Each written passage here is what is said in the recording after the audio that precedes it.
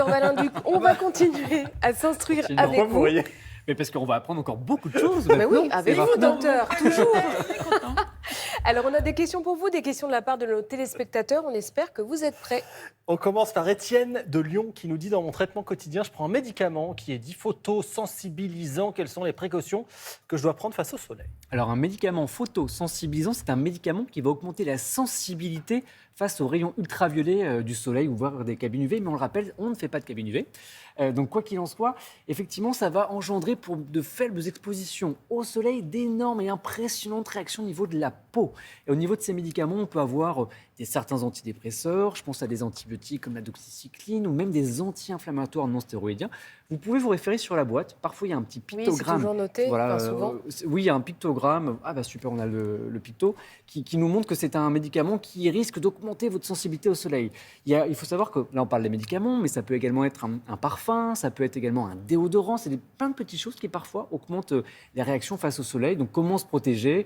Eh bien sûr, une bonne crème solaire. Un chapeau à bord large, c'est toujours bien pour essayer de couvrir un maximum de peau, notamment les oreilles. On a également les vêtements et puis on évite les heures où le soleil tape le plus, entre 12 et 16 heures, parce qu'il faut essayer de protéger sa peau au maximum. L'autre question nous vient de Noémie de Marseille qui veut des conseils pour éviter d'avoir des cloques aux pieds. Ça fait vraiment très très mal. Ça fait mal, surtout pendant les randos de l'été. En fait, une cloque, ça va être un frottement répétitif sur la peau et la partie C'est supérieure. une ampoule, quoi, non? Exactement, oui, c'est une ampoule. C'est ce qu'on ça. voit à l'image. Effectivement, l'épiderme va être un petit peu décollé et dessous, il va y avoir un liquide. Mais en réalité, cette cloque, elle est là, c'est étonnant, mais elle est là pour vous protéger. Elle est même là pour protéger les tissus qui sont sous la cloque. Donc, normalement, on vous dit quand c'est pas douloureux, petit, on va pas aller la trifouiller, cette cloque, on la laisse en Faut pas place la parce que, percer. voilà, Mettre un fil. on peut effectivement, alors un fil, là, on va éviter sur une petite qui fait pas mal, on va pas Il l'embêter. faut éviter. Il faut en réalité garder le toit de cette cloque parce qu'il va protéger. Donc maintenant, comment éviter ces ampoules? Être bien chaussé, c'est une évidence. Bien lasser ses chaussures, justement pour éviter le frottement du pied à l'intérieur de la chaussure. Il existe des chaussettes qui parfois ont une double épaisseur, qui vont, en fait, entre ces doubles couches, justement, elles vont éviter justement que ce frottement arrive sur la peau, voilà, parce que c'est la deuxième couche qui permet de limiter le phénomène. Si vous savez que votre pied à tel endroit est plus sensible aux cloques, avant de partir, mettez un pansement. Et dernière chose, pendant la rando, faites des pauses. Retirez vos chaussures, aérez, séchez bien et c'est parti. Laurence. On peut les hydrater quand Et même. évidemment, on aussi. Une hydrate, peau en bonne Laurence. santé. Et toujours Bien meilleur, hydraté. tout à fait. Vous avez la lumière à tous les étages, docteur. Oh. En poule. Ah, bah, compris. Ouais, moi aussi, Ah j'ai ben, vu je viens le de temps. comprendre à peine. On C'est est pas sur monté un- rapidement. Ça va pas bien vite, hein, quand même, hein, chez certains d'entre vous. Je ne vise évidemment personne. Une autre question qui nous vient de Cherbourg. Jérôme, qui est curieux et qui demande ça, avec ces fortes chaleurs, est-ce que la bière, à consommer avec modération, nous le rappelons bien sûr, permet de s'hydrater, oui ou non? Eh bien non.